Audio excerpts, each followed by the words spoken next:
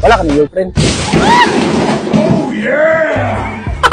Baka kasi may magagalit, baka pag lumapit ako dito, tapos akala ko pa naman ikaw si Sheena.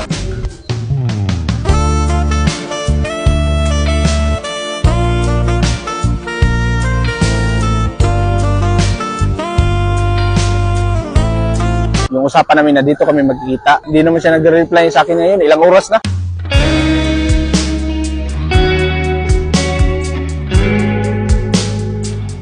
Mga 2 oras na pala. Ang laki ng mga ano dito, ma'am. Ang laki ng dagat. Pupunta ako ng Pusok, ma'am. Saan ako dadaan dito, ma'am? Sabi na kasi dito daw yung ano. Ano kaya? Maglakad ka lang doon tapos pwede ka na sumakay po. Pwede ako pupunta doon. Pero ano, ma'am, pwede ka na uminom, 18 ka naman, no? Ang ganda mo.